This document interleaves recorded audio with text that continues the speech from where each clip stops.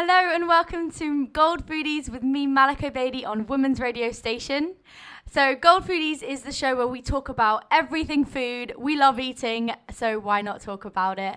On the show, we bring out restaurant reviews, we talk about the latest food trends, and we even get some special guests on the show to chat about international cuisines and the coolest current food-related news in the world.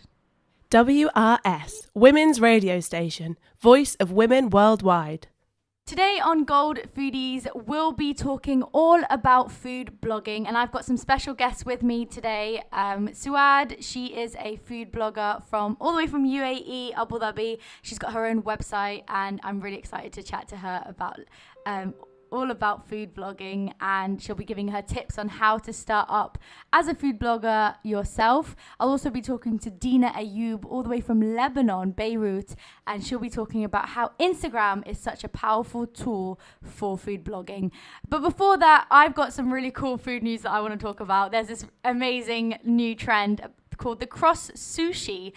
Yeah, it's that weird. It sounds weird and it looks weird, and I'm pretty sure it tastes weird as well. So the croissant sushi, called the cross sushi, is basically where a croissant is stuffed with a sushi. And it's been invented by this new American bakery called Mr. Holmes Bakehouse, right? And they're quite famous for their inventions, their crazy inventions. They've also got this invention of the crow muffin, and it's like a cross between a muffin and a croissant. Yes, I know, it sounds crazy, but this is the newest trend. It's the cross sushi, and everyone's going crazy about it. So they're already selling it in a couple of chains around the world. They've got some stores in San Francisco and California, and they've also got one in South Korea, in Seoul. And it's slated as a Californian croissant. So if you go to the store, if you're ever in America or in South Korea, you can get it yourself and call it the California croissant. It's basically a sesame seed topped pastry with smoked salmon inside, wasabi, pickled ginger, nori, seaweed roll, and it comes served with its own soy sauce packet as well. Pretty cool. I mean, I don't know what sushi lovers will think about this, or croissant lovers for that matter, but people have mixed feelings about it on Twitter. When I went on to Twitter, I was actually amazed by all of the opinions that people had. So one person even tweeted, "If you are interested in consuming the cross sushi, please unfollow me now." And I found that hilarious. But Mashable dubs it as the could-be next food trend of 2018. So I'll leave it up to you guys to think whether you want to give it a go or not. I definitely want to try it just to see what it's all about. But I'm pretty sure it's gonna make me feel a bit sick. I love sushi as it is, and I love croissants. Don't know about bringing them together, but we'll see. I'll give it a go, and if I do, I'll let you know. Welcome to Women's Radio Station, the voice of women worldwide. So I do glitter for a living. Coming up next on Women's Radio Station. WRS, Women's Radio Station. Hey, this is Jessie, and I'm a life architect. So what has made you say F it in rage or F it in joy this week? I love listening to women's radio whilst driving in my car. My sport and me. Listen online, on your smartphone and on your computer. If you wanted to find out a little bit more, do go to our website, womensradiostation.com. Okay, so I'm on air now with Suad, and Suad is a food blogger herself. Suad, how are you today? I'm very well, thank you. Thank you for being on the show with me today, Suad. Thank you for having me. So, Suad, where are you from? Where are you based right now? Tell the listeners a bit about yourself. I'm from the UAE. I'm from the UAE, United Arab Emirates, and I'm based there as well.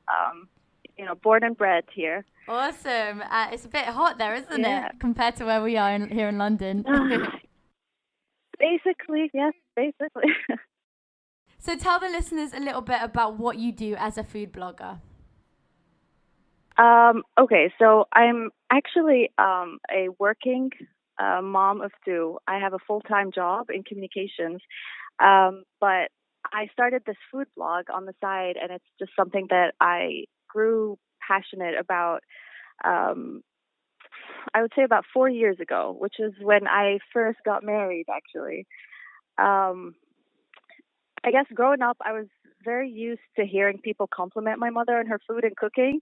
She has a natural talent in the kitchen, so it was like very well known among family and friends, and it was also common that people would cross oceans craving mom's food. But I was never interested in that aspect of food and cooking much. But when I got married, I didn't know where to start. I knew the basics. I knew how to like boil pasta or like make eggs, but I didn't know how to put a meal together. So that was a mystery to me. And obviously, I was still at that honeymoon phase. I wanted to impress my husband, but I also didn't want to disappoint my mom. So I called my mom, and she was like talking me through dishes step by step. And I began experimenting, and I realized that I actually, enjoy doing this. I enjoyed cooking. I enjoyed the process of making food. So after a while, I moved on to Pinterest. I began experimenting. And I guess in terms of blogging, you could say it all started on Instagram. So I was basically just taking pictures of food I'd make at home and post it on my personal account. And yeah, people Instagram is such a huge platform these days for food blogging, isn't it? I feel like everyone now can consider themselves a food blogger thanks to Instagram.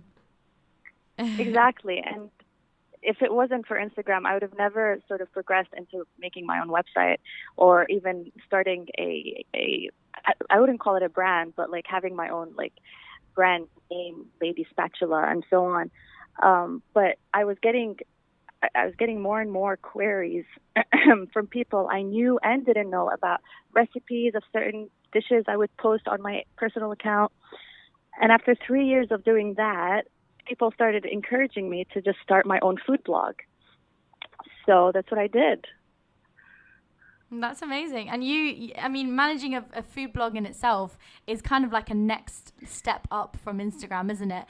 So I wanted to ask you, what are the perks then of having a food blogging website? But also, what are the difficulties that you face with having such a huge platform, where you're posting your recipes and you're interacting so much with your audience? I think the biggest difficulty is maintaining the pace of posting recipes and keeping the interest of the people that are following me, because the food blogosphere, if you want to call it that, is huge now. I like that term. And there's and we're like this one big community. And if you don't stay, on top of things, then people get bored easily, and they'll just move on to the next food blog. So I think that's my biggest challenge until this day. I'm still kind of struggling with that because, like I said, I do have a full-time job and I'm a mom. So it's just sort of balancing all of it and not making it into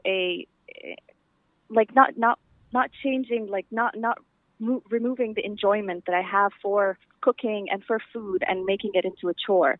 Because at the end of the day, this is something that I am passionate about and I love to do, and I don't want that feeling to go away. Right, and I understand there must be so much pressure that comes with the fact that you're doing this at being a mum and a full-time worker, having this on the side as well. It must be so much pressure. Yeah. And like you said, that difficulty of maintaining it and keeping the same regular audience to come to your website. That's amazing. So I wanted to know what would your advice be to anyone that would be starting up as a food blogger? What would you tell them if someone was just, taken on Instagram or wanting to start their website even? How would you advise them? I would say just, do what you love.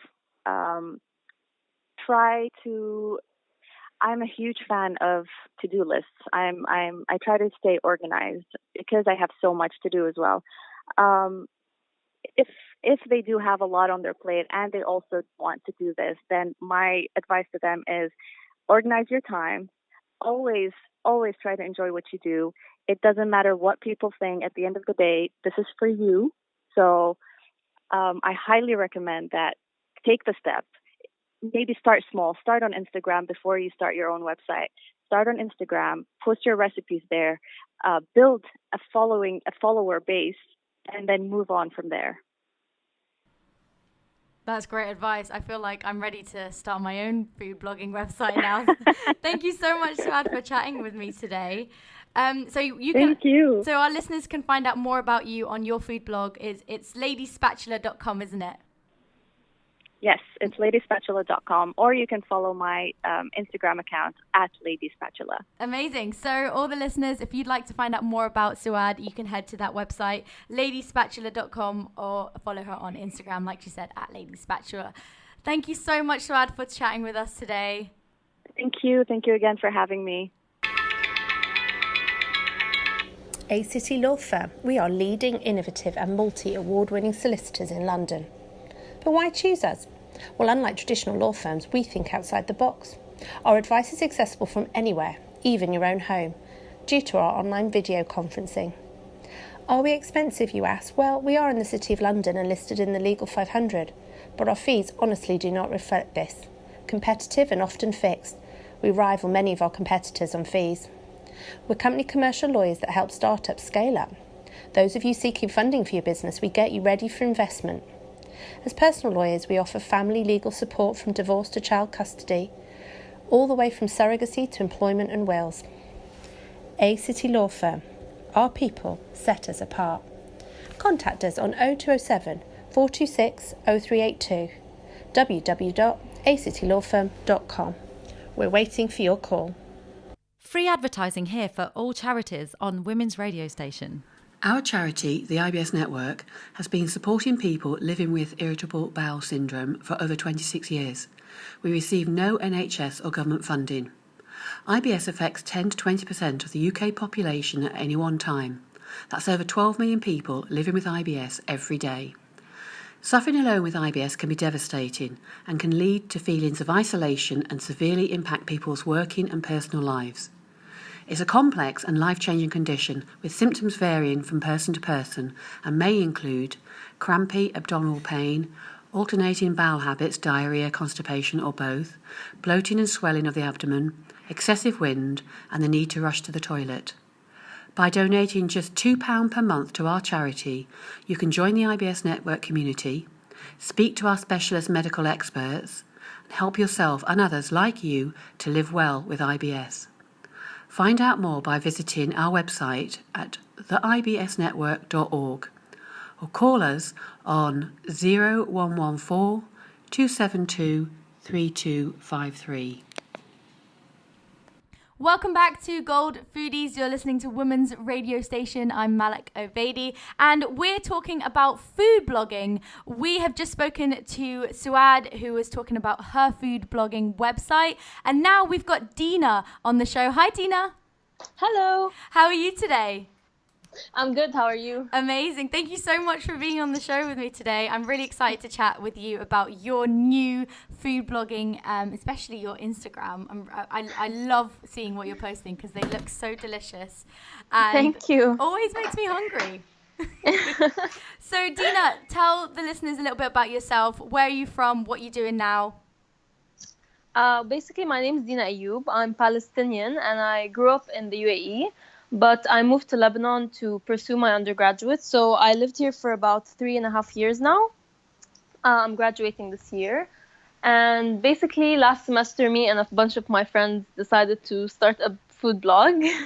We were just sitting there one day and we were actually scrolling through the pictures we have on our phones and realized we have enough content to make a food blog. So we didn't pursue it and make a plan. It was just kind of like we already have everything. So we might as well do it. And we started posting on Instagram basically, and it ended up being really successful as far as I know. And why do you find Instagram as such a strong platform for you for this food blog? Why did you choose Instagram specifically to start that food blog? I think because in terms of other social media platforms, because on Facebook and Twitter and everything, while there are photos, the focus isn't so much on the photos. But as for Instagram, you can kind of play around with how the photo is, what does it look like, who can see it, hashtags, and it's that the people are dedicated to just looking at your photos. Mm-hmm. And so, if you had any tips for people that are starting up on Instagram as a food blogger, I mean, it's such a trendy thing to do, just posting your photos on Instagram, but taking it to the next level and posting it on the regular, commenting about it. I know that you're what you do so well is that you write the location and you write kind of describe it a little bit. And I love your slow motion videos as well. They're so fun to watch. So tell me a little bit about the advice that you would give to people that want to start up, specifically maybe through Instagram. Well, basically, I think the best advice I can give is to kind of appeal to all audiences, because when you have, like, because a bunch of us, you know, like the ones we started Dip and Tip, we all live in Lebanon and we go back to UAE and during vacations. But that was such a limited, you know, audience, like people who live both in Lebanon and UAE.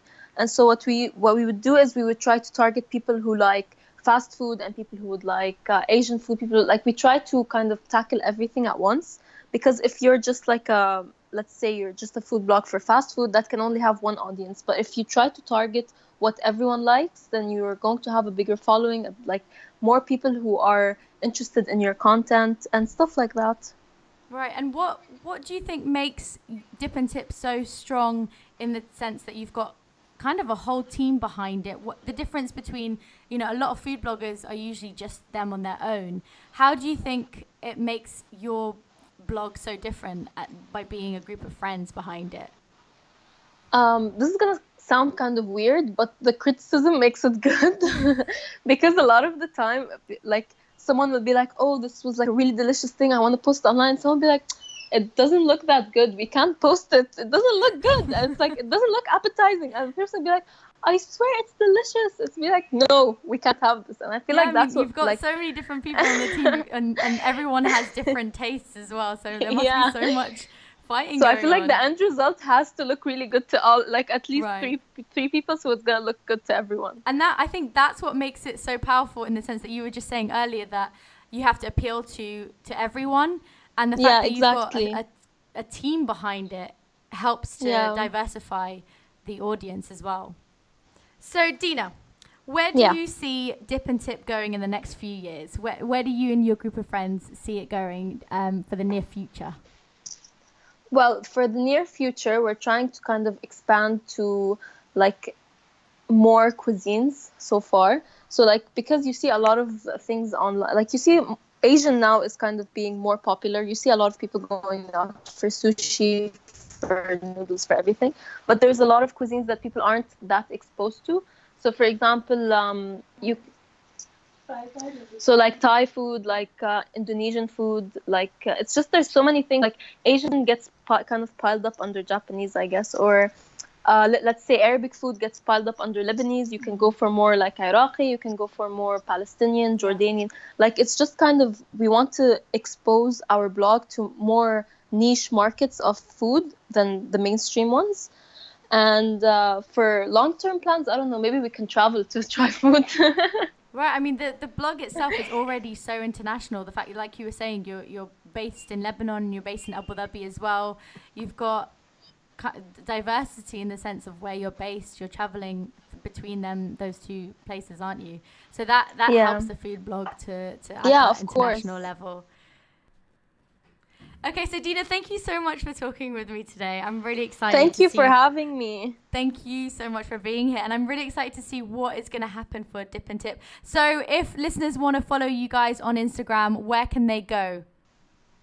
Dip and Tip. So at Dip and Tip. If you want to follow Dina and the rest of her friends on her food journey, you can head to at Dip and Tip on Instagram, and make sure to give her likes on her amazing slow motion food videos, which is going to make you so hungry. Thank you so much, Dina, for being with us today. Thank you, Malak. Bye. Bye. Thank you guys so much for listening to me on the show today. We talked with Suad, and I hope you guys benefited from all the tips that she gave. Her amazing website as well, definitely check that out. We also talked with Dina and discussed Instagram and how amazing it can be for food blogging, and you can also give it a go yourself if you want to. And remember, you can download and listen to this episode and more episodes on the Women's Radio Station website. It's womensradiostation.com. You can also follow the station at Women's Radio STN on Instagram as well.